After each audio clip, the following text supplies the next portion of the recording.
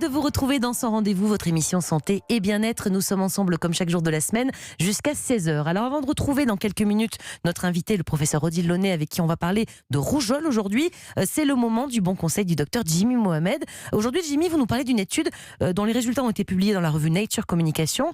Il s'agit d'un vaccin qui vise à modifier la composition et la fonction du microbiote intestinal. Encore une fois, on y revient sur ce microbiote. On en parle très souvent dans cette émission. Vous pouvez nous rappeler justement ce que c'est cette flore intestinale, ce microbiote? Alors, notre tube digestif abrite plus de 1000 milliards de micro-organismes. C'est 2 à 10 fois plus que les cellules qui nous composent et ça représente un poids total de 2 kilos sur une personne qui fait 60-70 kilos. C'est énorme. Et le rôle entre microbiote et le déséquilibre du microbiote et maladie inflammatoire ou maladie auto-immune est en train d'être exploré et on a parlé de cette étude pour essayer de mettre le lien entre microbiote et maladie inflammatoire, notamment dans la maladie de Crohn ou la rectocolite hémorragique. D'accord. Et donc dans cette étude, on a cherché en fait à modifier, donc grâce à un vaccin, vous allez nous en parler, ce microbiote pour éventuellement réussir à traiter donc de la maladie de Crohn ou d'une autre maladie intestinale inflammatoire. Exactement. C'est l'équipe de Benoît Chassin, qui est chercheur à l'INSERM, qui a fait ça. Alors, on sait que dans la maladie de Crohn et dans la rectocolite hémorragique,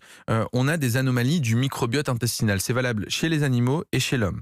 On sait que ces malades ont une moins bonne diversité avec des bonnes bactéries qui sont en faible quantité dans la flore intestinale et au contraire, ils ont un excès de mauvaises bactéries et ces bactéries, elles expriment une protéine qu'on appelle la flagelline. La flagelline, elle permet aux bactéries de se faufiler plus facilement et d'atteindre la couche de mucus qui recouvre la paroi intestinale et qui normalement est stérile.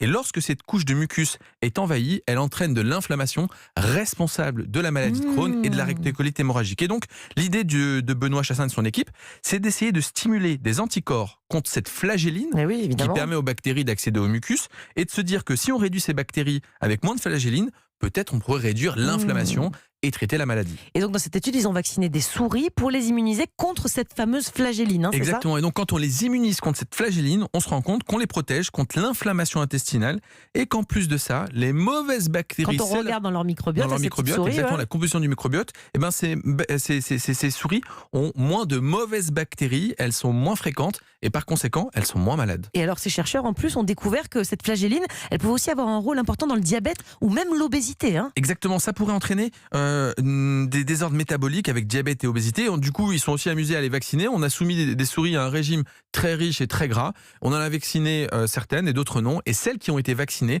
ont été protégées du diabète et de l'obésité. Incroyable. Une piste extraordinaire. Alors là, c'est à l'échelle animale. Et l'idée serait ensuite, à travers de nanoparticules, d'ingérer des capsules pour modifier notre microbiote. Bref, on le dit souvent, mais c'est vraiment l'avenir et le médicament de demain. C'est la souris, mais on sait que cette équipe, d'ici 5 ans à peu près, espère entamer les essais cliniques donc chez l'homme.